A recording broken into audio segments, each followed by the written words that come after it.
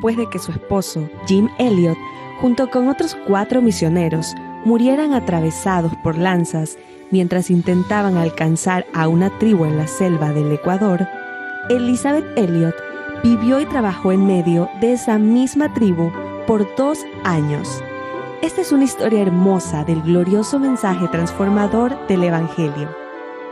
Hoy Elizabeth continúa alcanzando a muchos con este mensaje de amor y perdón a través de su programa Camino al Gozo. Con nosotros, nuestra amiga Elizabeth Elliot. Eres amado con amor eterno. Eso es lo que dice la Biblia, y te rodean sus brazos eternos. Esta es tu amiga Elizabeth Elliot, hablando de nuevo hoy sobre la maravillosa cronología de Dios, las formas en que Dios trabaja.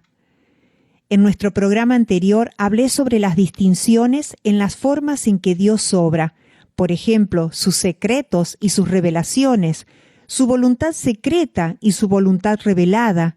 La voluntad revelada son las cosas hechas o diseñadas por Dios, las cosas que son permitidas. Ahora bien, hay muchas dificultades en tratar de comprender esto, y no nos imaginemos que alguna vez vamos a entenderlo completamente. Si Dios fuera lo suficientemente pequeño para ser comprendido, no sería lo suficientemente grande para ser adorado.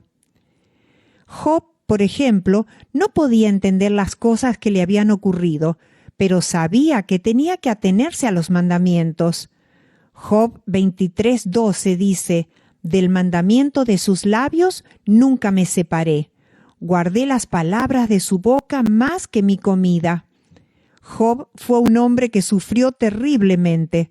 Perdió todos sus rebaños, todo su ganado, todos sus criados, todos sus hijos y toda la confianza de su mujer. Acabó sentado en un montón de ceniza rascándose las llagas con un trozo de cerámica rota mientras sus amigos se agolpaban a su alrededor. En primer lugar, sintieron lástima por él, pero luego se ensañaron con él porque decían que todos sus sufrimientos eran culpa suya. Pero la Biblia nos dice que no todo era culpa suya. Dios había permitido a Satanás, no solo permitido, sino que en realidad llamó la atención de Satanás sobre Job y le dio permiso para afligirlo y causarle un profundo sufrimiento. Lo único que le prohibió a Satanás fue matarlo, pero podía hacer cualquier otra cosa, y lo hizo. No es de extrañar que Job no pudiera entender estos hechos de la providencia, pero pudo decir: «Del mandamiento de sus labios nunca me separé. Guardé las palabras de su boca más que mi comida». Estoy hablando con alguien hoy que está bastante enojado con Dios por lo que Él le permitió que sucediera. ¿Estarías dispuesto a empezar a atesorar las palabras de su boca? ¿Serías capaz de decir honestamente: «No me he apartado de los mandamientos de sus labios»? Si quieres averiguar por qué Job confió en él, lee el libro de Job. Es un tratado sobre el significado del sufrimiento. El ejemplo de Job y de otros en la Biblia nos hacen abandonar el deseo que muchas veces tenemos de la autocompasión. Sigamos aquí, en Camino al Gozo, aprendiendo de los planes de Dios en el sufrimiento. David también se decidió a seguir adelante con su deber, a atenerse a la palabra por muchas dificultades que la providencia pareciera haberle puesto en su camino. Mira el Salmo 119:84. «¿Cuántos son los días de tu siervo? ¿Cuándo harás juicio contra los que me persiguen?» En el versículo 87 dice: «Casi me han echado por tierra, pero no he dejado tus mandamientos. Vivifícame conforme a tu misericordia, y guardaré los testimonios de tu boca». El apóstol Pablo en el Nuevo Testamento estaba convencido de que debía dirigirse a Jerusalén. Hechos 20:22 dice que fue guiado por el Espíritu. Así que se dirigía a Jerusalén sin saber lo que le iba a suceder allí. Pablo no se atemorizó, aunque le pusieron un obstáculo tras otro. Eran providencias permitidas por Dios. Tal vez pensarías que si Dios te va a enviar a un lugar determinado, te lo pondría bastante fácil para llegar allí. En lugar de eso, Pablo encontró todo tipo de circunstancias adversas. Un profeta le dijo lo que iba a suceder. Tomó el cinturón de Pablo y ató sus propias manos y pies y le dijo: «De esta manera, dice el Espíritu Santo, los judíos atarán al dueño de este cinturón y lo entregarán a los gentiles». No era una perspectiva muy agradable, ¿verdad? Pablo iba a ser atado y entregado. La gente le suplicó a Pablo que no fuera. Eso es lo que tú y yo habríamos hecho, ¿no? Habríamos dicho: «Eso no tiene sentido. Quédate aquí». Pablo les dijo: «¿Qué hacéis llorando y quebrantándome el corazón? Porque yo estoy dispuesto no solo a ser atado, más aún a morir en Jerusalén por el nombre del Señor Jesús». Filipenses 1:29 es un versículo crucial para entender el sufrimiento. No es que alguna vez lleguemos a comprender plenamente los propósitos de Dios y las cosas que Dios permite, pero Pablo considera el sufrimiento como un don. ¿De dónde saqué esta idea? De Filipenses 1:29. Dice: «Porque a vosotros os es concedido a causa de Cristo no solo que creáis en Él, sino también que padezcáis por Él». Se os ha concedido no solo creer, sino también sufrir. Los cristianos son personas que creen que Dios habla en serio. Los cristianos son también personas que sufren. La providencia puede permitir que se nos ofrezcan todo tipo de oportunidades y estímulos, y a veces el propósito de Dios en ello es que seamos puestos a prueba. Recuerdo haber oído decir a Billy Graham que le habían pedido que fundara una universidad cristiana. Se le ha pedido que haga todo tipo de cosas. Su respuesta siempre ha sido: «Dios me ha llamado a ser evangelista». No fundó una universidad cristiana, no hizo las otras miles de cosas que la gente pensaba que él podría ser capaz de hacer. Ha sido fiel a ese llamado sencillo, pero omnipresente en su vida: ser evangelista.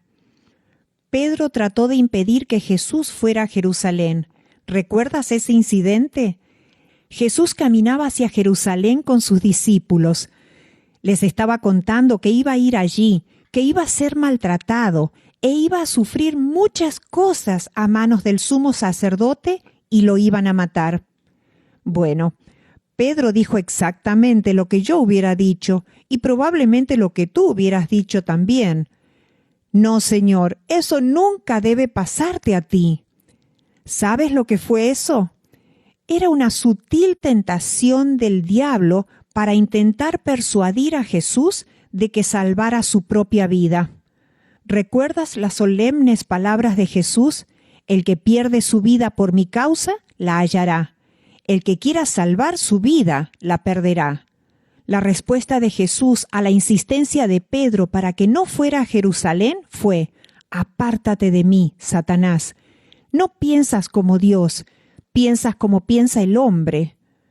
Recuerda, Pedro fue el que poco antes de ese incidente había sido el discípulo que dijo: «Tú eres el Cristo».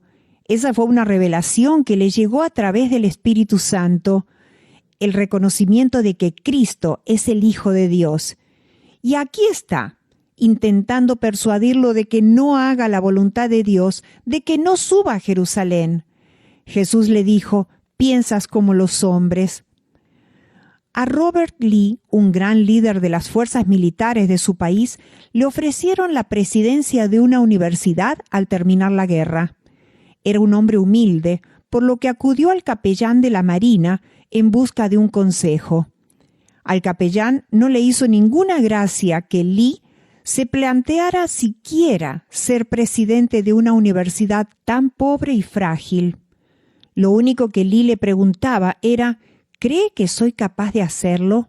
No preguntaba si creía que debería hacerlo, sino ¿cree que podría hacer el trabajo? Se encontró con los argumentos del capellán de la Marina, quien le señalaba que no había fuerza en esa universidad, no había riqueza detrás.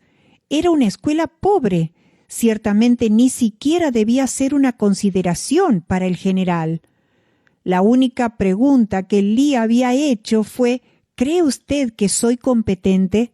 ¿Cree que puedo hacer el trabajo? La providencia había abierto esa puerta y no otra. Todos los argumentos del capellán de la Marina cayeron en saco roto. Lee se mostró sereno y tranquilo en su resolución. Si soy capaz de hacer el trabajo, esta es la puerta que Dios ha abierto para mí. Esa puerta y no otra. Tal vez has estado buscando la guía de Dios y se ha abierto una puerta que no te gusta mucho. Tal vez esa es la puerta que Dios te está pidiendo que aceptes, que atravieses, y entonces se te mostrará lo que debes hacer. Recuerda que cuando Pablo fue golpeado en el camino a Damasco, dijo: ¿qué quieres que haga, Señor? El Señor lo envió a un lugar donde iba a ser enseñado por otro siervo suyo. El deseo de Pablo inmediatamente después de su conversión era hacer la voluntad de Dios. Jesús dijo: yo hago siempre lo que agrada al Padre. ¿Confiarás en Él? ¿Estarás dispuesto a llevar dentro tuyo los misterios y las preguntas sin respuesta? Que Dios nos ayude a hacerlo.